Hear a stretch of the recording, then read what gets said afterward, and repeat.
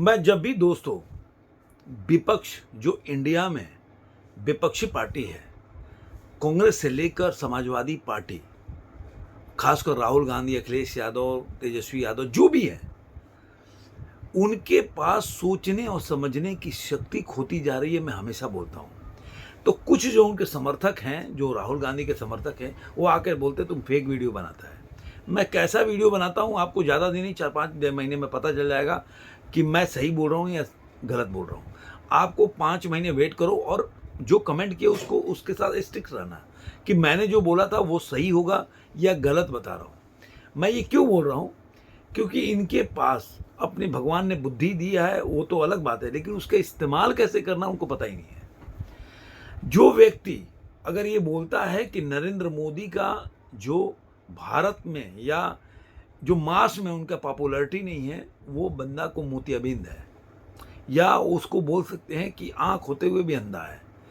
आप किसी के पास रहे, आप बोल सकते हो कि मोदी जी इतना सीट नहीं जीतेंगे। मान लीजिए कि एक आकलन है, वो 370 बोल रहे हैं या 400 बोल रहे हैं, तो आप बोल सकते हो 250 जीतेंगे, या आप बोल सकते हो 270 से ऊपर नहीं दिया है। लेकिन आप बोलो कि नहीं मोदी जी जीतेंगे ही नहीं, उनकी पॉपुलैरिटी नहीं है, लोग उनको चाहते नहीं हैं, तो मेरा मानना है कि ये आपकी सबसे बड़ी भूल है और इसकी खामियाजा आप विगत 10 सालों से भुगत रहे हो, और आगे भी अगर यही रहा तो ऐसे ही भुगतते रहोगे। आगे मैं क्यों बता रहा हूँ, ये वीडियो क्यों बना रहा हूँ, क्या उन्होंने नई गलती की है जिसको मोदी जी भुना सकते हैं, और ये इनके लिए बहुत बड़ा सेटबैक होगा। होते ना एक सोने पे सुहागा, तो मोदी जी वैसे ही उनका पॉपुलैरिटी बढ़ रहा है, तो उनके लिए एक और ऐसा मौका इन लोगों ने दिया जिससे वो 2024 के चुनाव में उनको एक बोल सकते ब्रह्मास्त्र और मिल गया। लेकिन उससे पहले अगर आपने मेरे चैनल को सब्सक्राइब नहीं किया तो सब्सक्राइब जरूर करें, दोस्तों के साथ, सगे संबंधी और रिलेटिव के साथ वीडियो को शेयर करें, लाइक करें और कमेंट करते रहें। आपका कमेंट वैल्यूएबल होता है, चाहे आप मेरी वीडियो को पसंद करें या नहीं। और मैं जब मौका मिलता है तो आपको उसमें तो लिख के जवाब देता हूँ, वीडियो में भी कोशिश करता हूँ आपके बातों का जवाब देने के लिए, जैसा कि मैंने अभी वीडियो स्टार्ट करने से पहले वो बातों का जवाब दिया। तो चलिए वीडियो को शुरू करते हैं। अब कमाल की बात है, आप लोगों को याद होगा 2019 में चुनाव हो रहा था, उसके पहले राहुल गांधी हर जगह चौकीदार चोर है लगाने लगे, चौकीदार चोर है, चौकीदार चोर है। और नरेंद्र मोदी जो थे उन्होंने उसी को अस्त्र बनाया और ये एक कैंपेन चला दिया कि मैं भी चौकीदार हूँ। और याद करिए ऐसा वो कैंपेन चला कि जो बीजेपी 282 सीट जीती थी वो बीजेपी 303 पे आके आई, क्योंकि आप ऐसे मौका देते हो उस व्यक्ति को जो इस चीज को उपयोग करने में माहिर है। एक तो उनकी पॉपुलैरिटी है, व्यक्तिगत हमला करोगे, सूट बूट की सरकार है। आप अभी मान लो कि आप बोलो कि नरेंद्र मोदी घोटाला कर रहे हैं, तो कोई भी व्यक्ति जो उनका विरोधी भी होगा एक बार को सोचेगा कि बंदे के पास है क्या, ना अपना घर है, ना कोई अपना संपत्ति है, ना कोई भाई बंपति उनका नौकरी कर रहा है या उसके बाद कुछ, तो आखिर वो पैसा कमाएगा तो किसके लिए कमाएगा, किसके लिए संपत्ति को अर्जित करेगा। लेकिन जो राहुल गांधी सरीखे लोग हैं वो लोग इस बात को नहीं समझ पाते। जो खुद अखिलेश यादव अगर बोलते हैं या तेजस्वी यादव बोलते हैं तो वो देखें कि उनकी लाइफ पहले कैसी थी, आज कैसे है, और उन्हीं की नहीं उनके फैमिली की लाइफ कहाँ से कहाँ पहुंच गए। वैसे ही अखिलेश यादव आज 5-5, 6-6 लाख की साइकिल पे घूमते हैं, 6 लाख 7 लाख की तो साइकिल है उनके पास, उससे घूमते हैं। गाड़िया का तो अंबार है, उनका घर जाके देखा। मैंने तो सुना कि जो लखनऊ में मेन जहाँ सुशांत गोल्ड सिटी है उसके बाद उनका 20-22 एकड़ में तो उनका अपना फार्म हाउस है उस जगह पे। और वो बात बोलेंगे दूसरा कोई आदमी वो घोटाला कर रहा है, ये घोटाला कर रहा है, यहाँ स्कैम चल रहा है, तो जनता कैसे मानेगी? आपका समर्थक भी आप पे हंसेगा, भले किसी वजह से आपको वोट देना अलग बात है, लेकिन वो जब भी बात करेगा तो ये नहीं बोलेगा। मेरे कई ऐसे दोस्त हैं जो चाहने वाले हैं, जो मतलब ये एकदम मतलब उनकी वर्ग के होने की वजह से वो लोग अखिलेश यादव को सपोर्ट करते हैं, लेकिन ये मानते हैं कि मोदी जी जो हैं वो कोई घोटाला नहीं किए या मोदी जी कोई गलत आदमी नहीं है, वो ये मानते हैं। इसकी वजह से जब भी वोट एमपी का चुनाव होता है तो देखेंगे कि एमपी के चुनाव में बीजेपी 8 से 10% का वोट शेयर बढ़ जाता है, क्योंकि मोदी जी को लोग वोट देने के लिए, जो अखिलेश यादव के भी जो वोटर्स हैं वो मोदी जी को वोट करते हैं। तो ये तो 2019 में उनको बहुत बड़ा सेटबैक मिला राहुल गांधी की वजह से, लेकिन उसे संभले नहीं।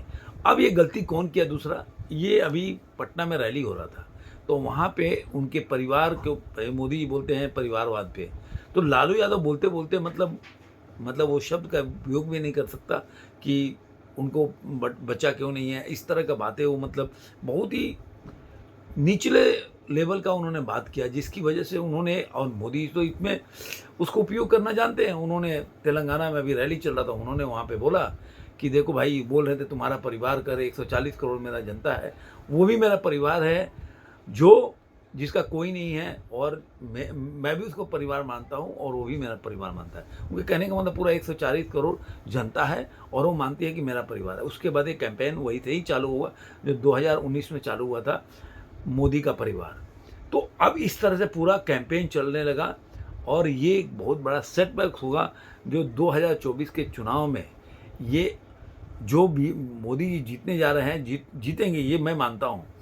तो वो बीजेपी को अगर मान लीजिए कि विपक्षियों को थोड़ा सीट मिलने वाला हो, वोट मिलना, तो उनके वोट परसेंट में थोड़ा गिराई ही होगी, इसमें कोई दो राय नहीं है। तो कहने का मतलब है कि आप जो उनके समर्थक हैं, मुझे बुरा भला बोलने से अच्छा है कि इन आदमियों के आकलन करो कि इन लोगों का दिमाग कहाँ जाता जा रहा है। इनको आप देखिए, तेलंगाना के जो सीएम है, अभी इनके समर्थक के लिए बोल रहा हूँ, जो राहुल गांधी को दिन भर मेरे चैनल पे आके बोलते रहते हैं, तेलंगाना के सीएम जो रेड्डी हैं वो खुद बोल रहे हैं कि मोदी जी मेरे बड़े भाई के समान हैं और मैं गुजरात मॉडल की तरह तेलंगाना को आगे बढ़ाना चाहता हूं।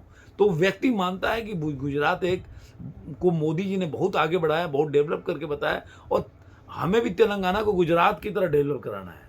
तो ये वो स्टेज पर बोल के चले गए, आप लोग इस बात को समझने को तैयार नहीं हो। और इसी वजह से एक तो रामलला का चल ही रहा है कि रामलला के विरोध की वजह से, नहीं जाने की वजह से कितने लोग कांग्रेस पार्टी या समाजवादी पार्टी छोड़ के जा रहे हैं। अभी गुजरात में जो इकाई के प्रदेश अध्यक्ष हैं कांग्रेस के, जो आज तक कभी हारे नहीं, बीजेपी के लहर में भी नहीं हार पाए, वो उन्होंने कांग्रेस पार्टी छोड़ दिया और बीजेपी ज्वाइन किया। उनका कहना था कि रामलला के टाइम के समय पे मैं हमेशा से विरोध करता रहा हूँ कि रामलला के जो हमारे मतलब बोल सकते हैं कि हमारे संस्कृति, मतलब हम उनके वंशज हैं और इनको उनके उसमें नहीं जाना, रामलला के प्राण प्रतिष्ठा में, ये हमारे लिए बहुत ही दुख की बात थी और इसके लिए मैं निराश होकर पार्टी को छोड़ दिया। तो आप इन चीज़ों को आप वो बोलते हैं ना कि तुम्हारे पैर के नीचे ज़मीन नहीं है लेकिन फिर भी तुमको यकीन नहीं है। ये 2024 का इलेक्शन आपको बताएगा कि आप कहाँ खड़े हो। आप ऐसे ही राहुल गांधी को हाँ तालियां बजाते रहो, अखिलेश यादव को भाई आप तो जीत रहे हो, ऐसे आप जाओ। जो सुन रहे हो आप लोग राहुल गांधी के भक्त, उनके लिए है स्पेशल कि आप जाओ।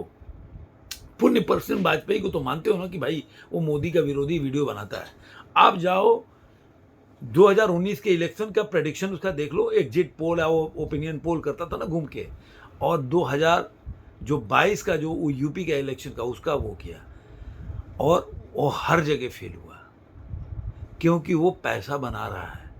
वो जानता है कि बीजेपी जीत रही है, फिर भी आपके आंखों में पट्टी बांध के नहीं आप जीत रहे हो। उसको तो पैसे से मतलब है, वो आपको देखकर वीडियो बनाएगा, पैसा बनाएगा, उसको मतलब नहीं है कि देश में विपक्षी दलों को मजबूत होना चाहिए। इसलिए ऐसी सलाह दो जिससे कि वो अपने कमियों को दूर करके और खड़े हों, मतलब गवर्नमेंट के खिलाफ। लेकिन आप दिन भर उनके आंख में आप पट्टी नहीं, जो गांव में होता ना कि अगर आप जो आदमी पढ़ता होगा उसको पता होगा कि हमको क्या होता है, रैकिंग में सिगरेट पहले पिलाना सिखाते हैं। जो लड़का है वो अगर सिगरेट पीना सीख ही जाएगा तो बाद में आपको खरीदने की जरूरत नहीं, वो खरीदेगा, उसको तो नशा हो गया, तो आप उसके सिगरेट के पीते रहो। 2-4 दिन आपको अपने से यूज करके अपना पैसा खर्च करना पड़ेगा और एक क्रमबद्ध आगे जारी रहता है। वो आप आगे वालों के साथ जो न्यू कमर होंगे स्टूडेंट, उनके साथ ऐसा ही करेगा। तो आपके आंखों में पट्टी बांधने का काम कर रहे हैं क्योंकि उनको पैसा बनाना है, और आपको और राहुल गांधी के इर्द गिर्द हैं वो भी यही कर रहे हैं। लेकिन राहुल गांधी को समझ में नहीं आ रहा, ये आपकी कमी है, हमारी कमी नहीं है। आप 2024 के बाद मेरे वीडियो को रिकॉर्ड करके रख लो और अपनी बात को कमेंट को भी हम 2024 में जरूर इस पर डिस्कस करेंगे और मैं लाइव आके इस पर डिस्कस करूँगा। अगर आप में सही, अगर मैं अपनी बातों पे आ गया तो आपके लाइव आके आपको सॉरी बोलूँगा कि मैं हार गया। अगर नहीं हो तो आप ज़रूर आप बताइएगा कि आप कहाँ गलत हो। धन्यवाद। फिर मिलेंगे किसी और वीडियो में।